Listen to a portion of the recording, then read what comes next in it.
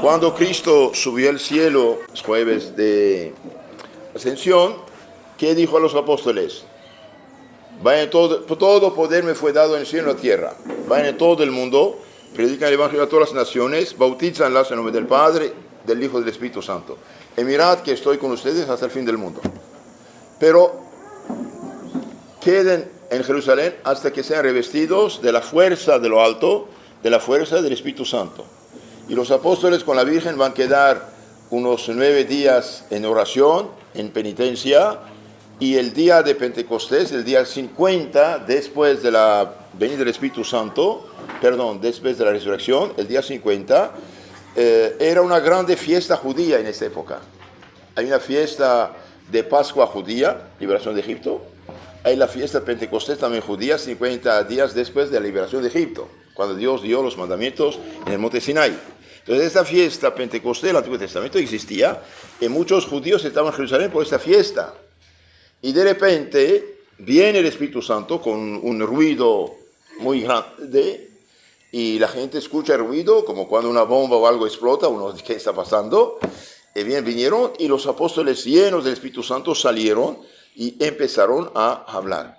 Ahora el Espíritu Santo en este momento bajó sobre ellos en forma de lenguas de fuego. El fuego, se saben, da calor y luz. Calor es símbolo de la caridad, del amor divino en los corazones. Y luz va a iluminar la mente. Los apóstoles salieron, empezaron a hablar y predicar. Unos de ellos dijeron, no, son unos borrachitos. Otros dijeron otra cosa, San Pedro dijo, esperen, son las 9 de la mañana, no es el momento de tomar.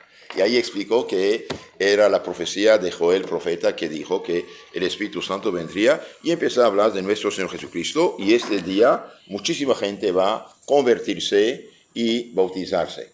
Entonces ahí empieza la iglesia. Los apóstoles bautizaban y ponían las manos. Por ejemplo, en Hechos de los Apóstoles vemos que el diácono Felipe bautizó, predicó a la gente de Samaria. Pero cuando los apóstoles supieron que había bautizado a esta gente, bien, mandaron a Pedro y Juan para imponer la mano y dar el Espíritu Santo. Entonces aquí vemos que son los apóstoles, que son los representantes de Cristo, que imponen las manos para dar el Espíritu Santo. Y antes de morir, los apóstoles dejaron lugartenientes. ¿Quiénes son esos lugartenientes? Son los obispos y presbíteros o sacerdotes. La palabra presbítero viene del griego y sacerdote viene del latín, es lo mismo, son los sacerdotes. Entonces los apóstoles no dejaron un libro mudo para que cada quien haga lo que quiere con él y funda su secta y etcétera. No, dejaron cosas ordenadas. Por ejemplo, San Pablo dice a Timoteo, segunda carta 2:2, oh Timoteo, lo que oíste de mí, comunícalo a gente apta para comunicar a otras personas. Comunicar a gente apta para comunicar a otras personas. Oh Timoteo, este es 2 Timoteo 2:2. Oh Timoteo, guarda el depósito. ¿Cuál depósito? El depósito de la fe. Te dejé en tal lugar para que tape la boca a los que hablan diciendo cosas que no deben decir. Por ejemplo, en capítulo 15-24 de los Hechos de los Apóstoles, vemos algo muy interesante. Unos cristianos judíos de Jerusalén irse a Antioquía de Siria, decir a los recién bautizados que tenían que seguir las leyes de Moisés. ¿Y qué dicen los apóstoles? Bien, vemos aquí la autoridad apostólica intervenir. Los apóstoles escriben una carta diciendo, gente sin nuestro conocimiento y sin nuestro permiso, autorización, fue perturbar a ustedes. No les hagan caso. Esto es lo que tienen que hacer. Y les da ahí órdenes, abstenerse de los sofocados, sangre, fornicación, etcétera, etcétera. Entonces vemos que los apóstoles sí dejaron lugartenientes. Oh Timoteo, guarda el depósito. ¿Qué es el depósito? Lo que te fue confiado, usted lo conserva, lo guarda, lo protege y lo confía a otros. Lo que oíste de mí, comunica a los hombres aptos de comunicarlo a otros. Entonces los apóstoles no dejaron un libro mudo para que cada quien funda su secta y hace pasar por representante de Dios con autoridad bíblica. No. dejaron gente en carne y hueso, los obispos y sus ayudantes, los presbíteros. Los que han leído un poco los Hechos de los Apóstoles, capítulo 20, pueden notar esto, capítulo 20, 28, San Pablo, antes de irse a Jerusalén, de ahí a Roma y ser martirizado, después, dice, juntó los obispos de Éfeso y toda la región de Asia Menor, Turquía actual. ¿Qué les dice? Capítulo 20, 28 de los Hechos. El Espíritu Santo os puso obispos frente a la iglesia que Dios adquirió con su sangre. Cuídense de ustedes y del rebaño. Cuídense de ustedes del rebaño, porque yo sé que después de mi ida habrá gente, lobos feroces, que de entre ustedes van a hacer pedazos del rebaño. Ahora así vemos que entonces deja hombres en carne y hueso con palabra para guardar el rebaño. ¿Qué es el rebaño? Son los fieles cristianos. Entonces, ¿quiénes son estos lobos feroces que destruyen el rebaño de Cristo? Bien, son los herejes, los que inventan sectas, los que inventan iglesias, los que desobedecen a la iglesia madre, una santa católica y apostólica. Ahora, ¿cómo sabemos cuál es la iglesia verdadera de Cristo? Otra pregunta interesante. ¿Cómo sabemos cuál es la iglesia verdadera? Porque cada quien dice, soy yo. Es muy sencillo. Es muy sencillo. Un carro, 10 personas pueden reclamarlo. ¿Ok? ¿Y a quién va a adjudicar el carro el juez? El que muestra la factura con el sello. El otro día estaba hablando con alguien de la iglesia, dijo, hay mucha polémica en este asunto. Dije, para mí no hay ninguna polémica, señor. ¿Este carro es tuyo? Sí, dice. Bien, 10 personas pueden reclamarlo. El que muestra la factura es de él. ¿Cómo sabemos cuál es la iglesia verdadera? Cada quien dice, soy yo. Y bien, sabemos que la iglesia de Cristo nunca va a acabar. ¿Por qué? Porque Cristo prometió estar con ellos hasta el fin del mundo. Vayan, predíquense, y mirad que estoy con ustedes hasta el fin del mundo. Ustedes y sus sucesores. Dios está con Adán y Eva hasta hoy. Dio su bendición que cada uno comunique la vida de generación en generación. ¿Sí? Entonces estoy con ustedes hasta el fin del mundo. Los apóstoles y sus lugartenientes, papa, obispo, sacerdote, de siglo a siglo. Primero. Segundo, ¿cómo sabemos que la iglesia católica es la verdadera? Es muy sencillo. Es la verdadera por tener 2000 años. Una iglesia que no tiene 2000 años, ¿qué tiene que ver con Cristo? Nada. La iglesia debe ser una santa, católica y apostólica. Una, porque Jesús dijo, mi iglesia, santa, porque santificad por el bautismo, perdón los pecados, recibir el Espíritu Santo, a quienes perdonan los pecados, quedan perdonados. Por los sacramentos, una santa, católica. ¿Qué significa católica? Universal, mundial. Vayan, prediquen, bauticen todas las naciones. Todas las naciones cristianas forman una iglesia cristiana universal, internacional, mundial, de ahí la palabra griega, católica, universal. Y apostólica, es muy importante eso también. La iglesia debe ser apostólica, es decir, venir sin interrupción de los apóstoles, mediante la sucesión de obispo a obispo, del siglo I al XXI. Si faltan una de esas 4 condiciones, no es la iglesia de Cristo. Una santa, católica, en el tiempo y en el espacio. Y apostólica viene de los apóstoles. Ahora, ¿cuándo empezaron las sectas actuales protestantes? La más antigua empezó en 1521 después de Cristo. O 17 empezó, 21 fue ya consumada la herejía, ¿sí? De Lutero. ¿Y quién la empezó? Un lobo feroz, terco como una mula, lobo feroz, el Martín Lutero. Apoyado por los políticos de su tiempo que aprovecharon para robar colegios, universidades, monasterios, asilos de la iglesia. Sin los políticos que metieron su nariz y apoyaron a Lutero y prohibieron el catolicismo bajo pena de muerte, Lutero no hubiera hecho nada. Lutero en Alemania, Enrique VIII en Inglaterra, porque sin un divorcio se separó y finalmente fundó su propia iglesia, mal llamada anglicana de Inglaterra, no la católica. Y después Calvino en Suiza, un tirano de primera. Y estos lobos feroces causaron guerra civil tremenda en Francia, en Alemania, en Suiza. Son decenas de miles de muertos. ¿Sabían esto?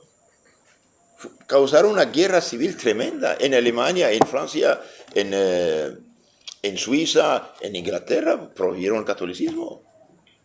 ¿Cuántos miles de mártires de gente fue matada en Inglaterra? Una nación que fue durante 1000 años la isla de los santos, y bien entrado el catolicismo estaba fuera de ley. Y los pocos católicos que sobrevivieron, bien tenían un estatus civil inferior a los protestantes. Hasta hoy, que yo sepa, el primer ministro de Inglaterra no puede ser católico. Hasta hoy todavía. Cuidado. E Irlanda católica, ¿cómo fue perseguida? ¿Cuántos miles murieron de hambre? Etcétera, etcétera. Entonces el protestantismo es fundación humana. Ahora el protestantismo es como el coronavirus. El coronavirus en sí no es nada. Si está aquí, muere solito. Pero si me pone en mi garganta, en mi pulmón, ahí me afecta. El protestantismo es invención humana, pero se agarra de la Biblia y se hace pasar por cristiano. Que alguien diga, yo fundo mi religión mía, pues, lástima por él, pero se agarra de Biblia, de Cristo, y ahí después se hace pasar por persona honrada como embajador de Cristo. ¿A quién Cristo dijo, quien os escucha, me escucha, quien os rechaza, me rechaza? A los apóstoles. Y los apóstoles, ¿a quién comunicaron el poder de predicar, enseñar, bautizar, consagrar el cuerpo y sangre de Cristo, perdonar los pecados y guiar el rebaño? ¿A quién confiaron esos poderes? A los obispos. Episcopos, significa supervisores de los demás. ¿Y cuál es la iglesia que existe hace 2000 años? La católica.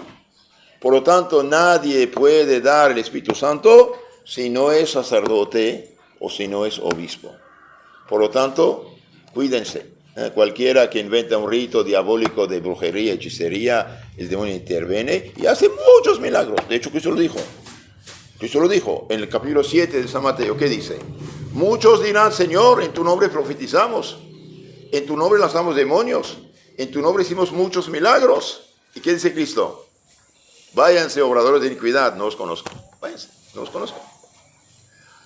Habla tantos falsos profetas, dice nuestro Señor, que harán tantos prodigios por el poder del demonio, que los mismos justos serán tentados de hacerles caso. Os dije todo esto como introducción. Ahora veamos lo de la Pentecostés. Entonces el Espíritu Santo que fue dado a los apóstoles en día de Pentecostés quedó únicamente en la iglesia. Si usted toma el catecismo romano de Roma, de la Iglesia Católica, llamado Catecismo de Concilio de Trento, en el artículo La Iglesia Una Santa Católica y Apostólica, en este artículo apostólica, dice, el Espíritu Santo fue dado a la Iglesia Católica y en esta iglesia quedó. Y todas las que usurpan el título de iglesia caen bajo el influjo del demonio. Y de ahí necesariamente en errores graves de fe y de moral. De fe y de moral. Por ejemplo, que yo sepa, todas las sectas protestantes permiten el divorcio, ¿no? Que yo dijo lo que unió Dios Señor, no lo separa el hombre. De que ya no tienen sacramentos. Lutero en su monumental orgullo eliminó 6 de los 7 sacramentos que daba el bautismo. Ahora ni eso vale en muchas sectas porque no creen el bautismo tal cual la iglesia lo enseñó, porque no hay bautismo católico o protestante, el bautismo que sí es católico. Los protestantes en la medida que hacen lo que hace la iglesia católica vale, si no, no vale nada. Entonces el Espíritu Santo siempre la iglesia lo dio en los sacramentos y especialmente el sacramento que confirma lo que se recibió en el bautismo. ¿Qué diferencia hay entre el bautismo y la confirmación? La diferencia es esta. Un niño que nace, chiquito, frágil, cuando tiene 25 años, un gigante. Un arbolito que tiene 5 centímetros de raíces, está ahí. Cuando es un árbol de 25 metros de raíces, mucho más profundo. La confirmación son los 25 metros de raíces. Ni un tractor puede arrancarlo. El arbolito de 5 centímetros se arranca fácil. Es el bautismo. Bautismo, 5 centímetros. Confirmación, 25. El bautismo, un niño nace, es como frágil chico, un niño de 1 año. No se cae, pobrecito, ¿no? Por frágil. Pero cuando es un joven lleno de energía, 25 años, más fuerte. Esto es la confirmación. Entonces, la confirmación da en plenitud los dones, las gracias del Espíritu Santo. Ahora veamos uno por uno estos dones y frutos del Espíritu Santo. Algo muy hermoso. Los que quieran anoten, vale la pena, es muy hermoso lo que voy a decir ahora. ¿Cuántos, cuántos son los dones? Son 7.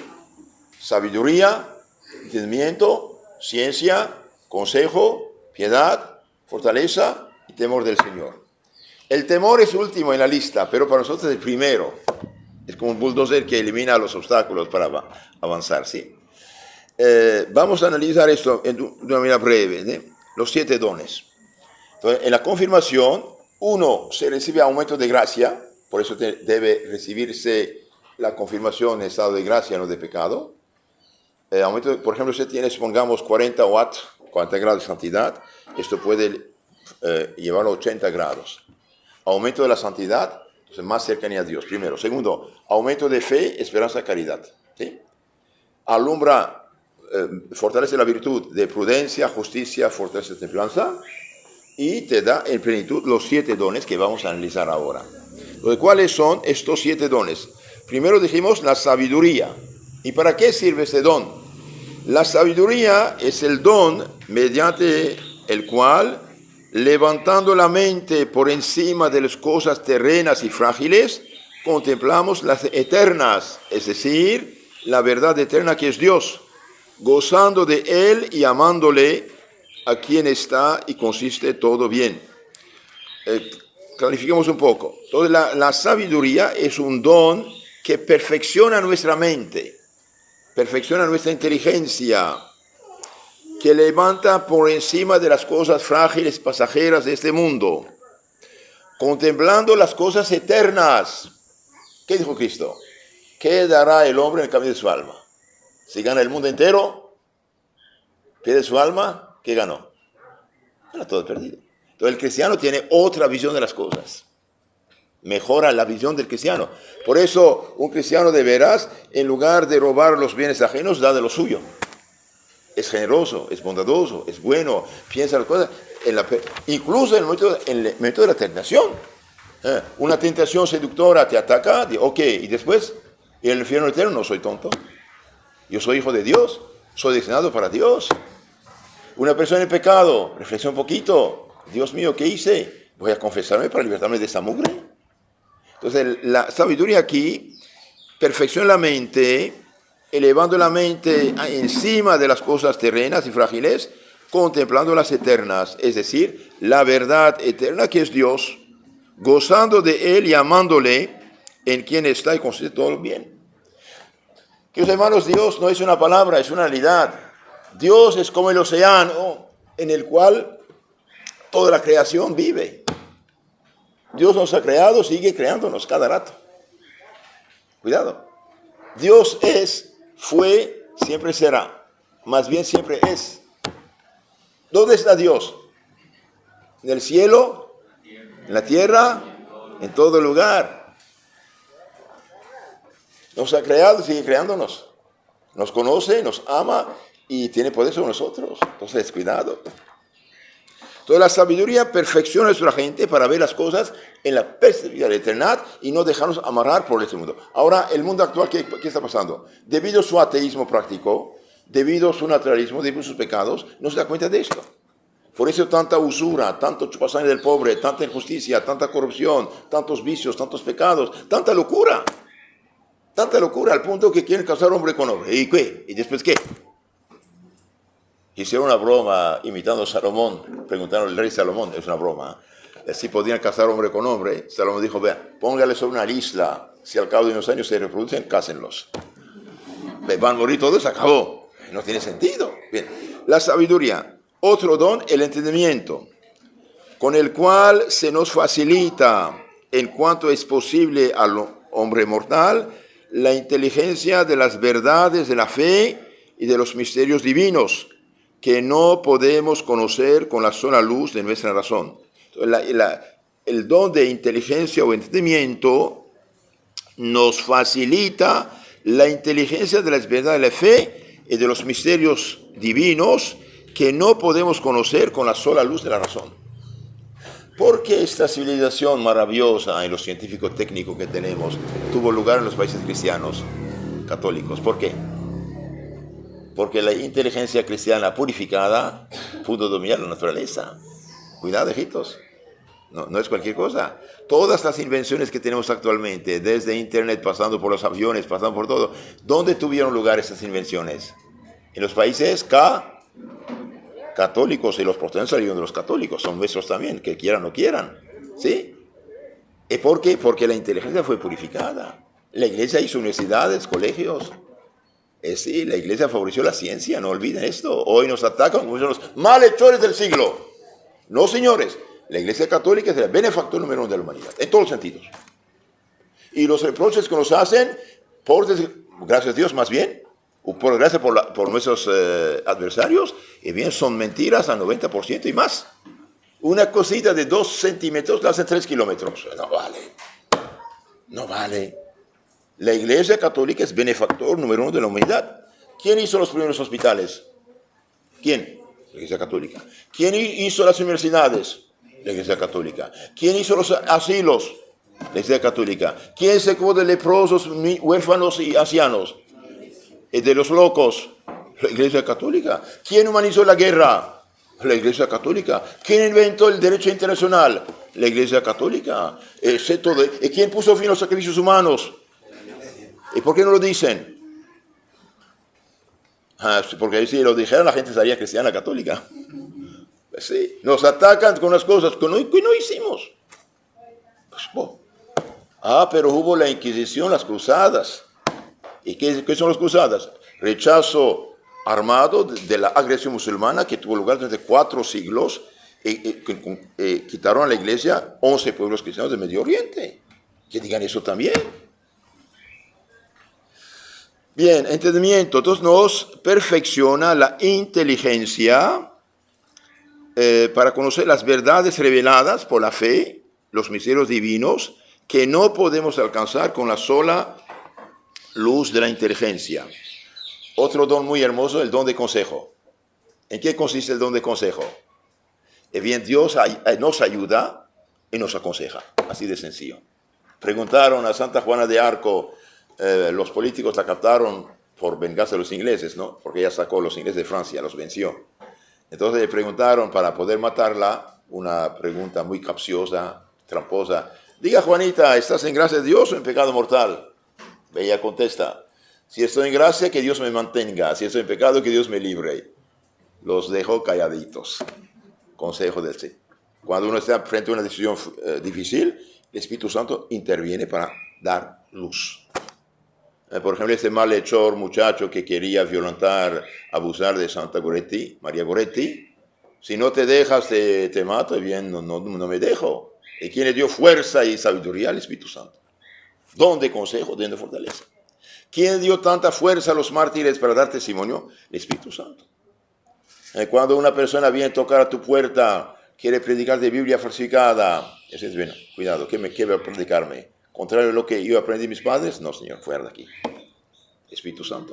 Entonces, el don de consejo que nos da a conocer en las dudas e incertidumbres de la vida lo que es más útil para la mayor gloria de Dios, para nuestra salvación y la del prójimo. Entonces, aquí el Espíritu Santo ilumina la inteligencia para ayudarnos a conocer lo que más útil para la gloria de Dios, salvación de nuestra alma, salvación del prójimo.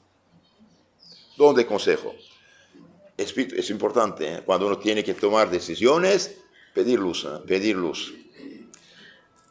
Otro don, fortaleza, que este don inspira valor e intrepidez para observar fielmente la santa ley de Dios y de la Iglesia, superando todos los obstáculos y todos los asaltos de nuestros enemigos. El don de fortaleza nos da valor y intrepidez. Superar todos los obstáculos para nuestra salvación. Por ejemplo, Santa Felicidad y Perpetua estaban en la cárcel y el juez, cuidado, los jueces romanos de las persecuciones tremendas que tuvieron lugar contra los cristianos católicos, no querían matar cristianos, lo que querían es hacer apóstatas. Entonces, para que la santa fuera apóstata, trajo el juez a su niño recién nacido en la cárcel y a su padre canoso. Prendan el niño y el padre viene, hija, no me dejas sola, ten piedad de mis canas. Entonces hágate apóstata, ofrezca sacrificio a los dioses supuestos y estás libre. Entonces aquí vemos esta pobre alma entre pared y espada, en cierto modo. De un lado un hijo acaba de nacer, de otro lado su padre viejo. De otro lado, si no acepta la apostasía, de la idolatría, la matan. Entonces, mire, aquí intervienen dos dones, el don de consejo y el don de fortaleza. Él bien dijo, no, soy cristiana. Y practico el primer mandamiento, amarás al Señor tu Dios más que todo. Todo. Y el juez, para presionarla, dio orden que golpeara al papá y se cayó en la escalera ahí. Y dice, yo tenía el corazón bien roto, pero no puedo dejar a mi Dios. Es muy amarte. Entonces, don de fortaleza y don de consejo. Por ejemplo, una muchacha trabaja en una oficina, es su mal patrón, un jefe perdido, pecador, grosero, le dice, si no te dejas, yo te despido del trabajo. Si no aceptas el pecado, yo te despido. ¿Qué dice esta muchacha? Consejo, fortaleza. Bien, quédate con tus mugrosos billetes y yo me voy y tengo confianza en Dios nuestro Señor. Claro. Así es. Entonces, pero para que esto funcione, hace falta vivir en gracia de Dios. Porque cuando uno vive en pecado mortal, ya no funcionan esos dones. ¿Sí? Es como tener la lámpara, pero no hay corriente eléctrica. Entonces dijimos, sabiduría, entendimiento, consejo, fortaleza.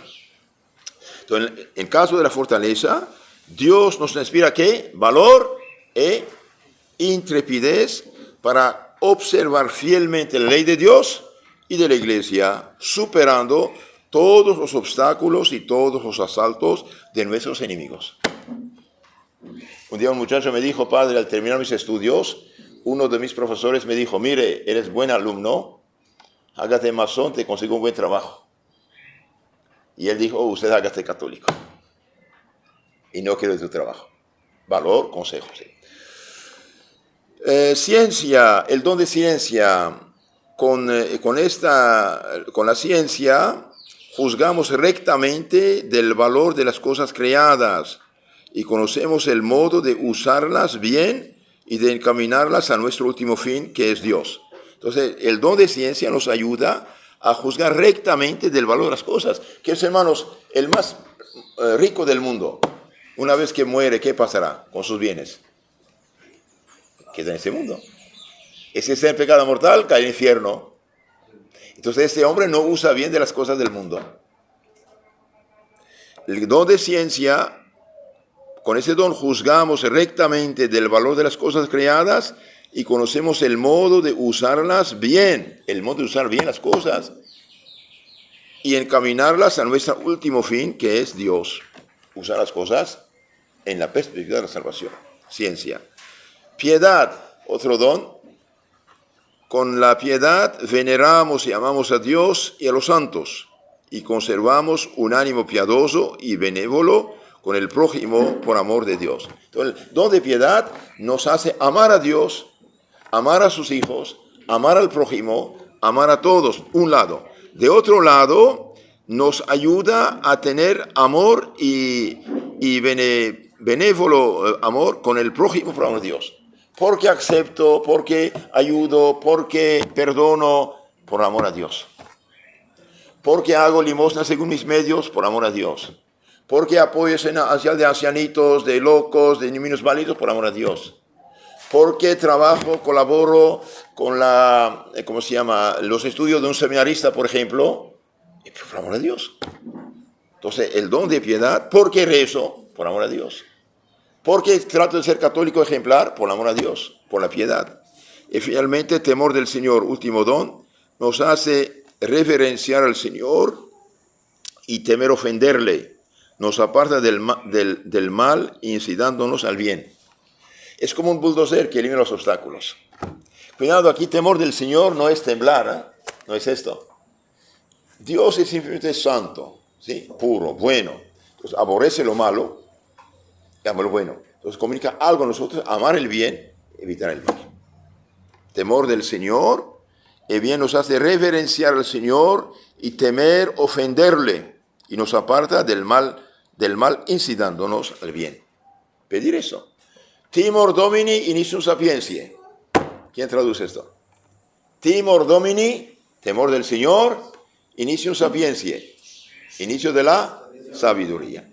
Donde no hay temor del Señor, el hombre se hace loco. Y necesitamos el temor, en un mundo atrevido, un mundo perdido, un mundo pecador. Necesitamos el temor del Señor. No es de temblar. También esto nos hace amar a Dios como un padre bondadoso. O sea, uno que ama a su padre y madre no hace cualquier fechoría, por respeto a ellos. Bien, estos son los 7 dones: sabiduría, entendimiento, ciencia, consejo, fortaleza, piedad y temor del Señor.